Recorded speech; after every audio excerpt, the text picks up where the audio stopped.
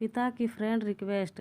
एक बाप की ये इमोशनल कहानी आपका दिल छू जाएगी। ये कहानी है जयनारायण नाम के एक आदमी की जो रिटायर हो गए थे और कुछ सालों पहले उनकी पत्नी का बीमारी के चलते निधन हो गया था। घर में वो और उनका बेटा मुरली रहता था। मुरली एक अच्छी कंपनी में जॉब करता था। जयनारायण जी अपने आप को बहुत अकेला महसूस करते थे। उनकी ये अकेलेपन की फीलिंग यूं ही नहीं थी। वो दिन भर घर अकेले रहते थे और जब शाम को बेटा काम से वापस लौटता तब लैपटॉप और मोबाइल में लगा रहता। जयनारायण जी उससे बात करने के लिए, अपना मन हल्का करने के लिए तरस जाते। ऐसा काफ़ी लंबे समय तक चलता रहा। जयनारायण जी ने सोचा कि अब उन्हें ही कुछ करना पड़ेगा। उसके पास एक सिंपल कीपैड वाला फ़ोन था, इसलिए उन्होंने अब एक नया एंड्रॉयड फ़ोन ले लिया। इस फ़ोन में उन्होंने अब सोशल मीडिया का यूज कैसे करना है वह सीखना शुरू कर दिया। शाम को जब उनका बेटा काम से घर आया तो उन्होंने उससे कहा, बेटा मुझे ज़रा सोशल मीडिया कैसे इस्तेमाल करते हैं दिखा दो। मुरली उस रोज़ थोड़ा चिढ़ा हुआ नज़र आ रहा था।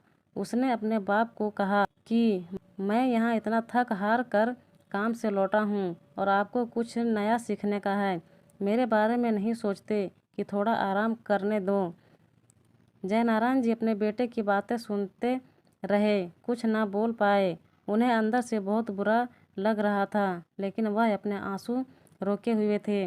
अगले दिन सुबह जयनारायण जी ने अपने बेटे के लिए उसके मनपसंद का नाश्ता बनाया। नाश्ता करते हुए बेटे का मूड अच्छा लग रहा था, इसलिए जयनारायण जी ने फिर से उससे कहा कि बेटा मैंने सोशल मीडिया पर अकाउंट तो पड़ोसी के लड़के से बनवा लिया है, अब तू मुझे बता दे कि इस पर पोस्ट कैसे करते हैं।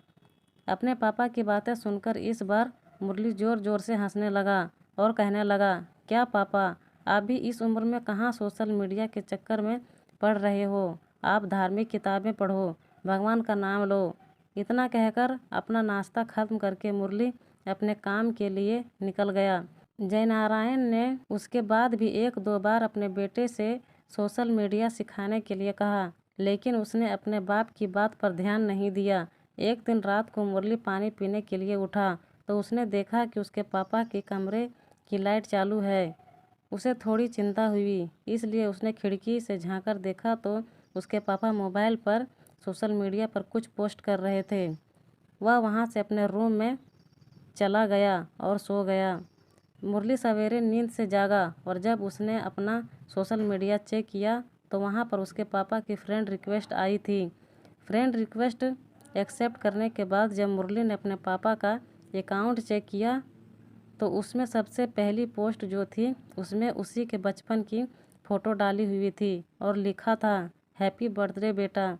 मुरली को अब रियलाइज़ हुआ कि क्यों उसके पापा सोशल मीडिया सीखने के लिए इतने पीछे पड़े हुए थे और क्यों यह काम उनके लिए इतना ज़्यादा इम्पोर्टेंट था। उसकी आंखें नम हो गई। वो सीधा अपने पापा के कमरे में गया और उनके गले लगाकर उनसे माफ़ी मांगने लगा।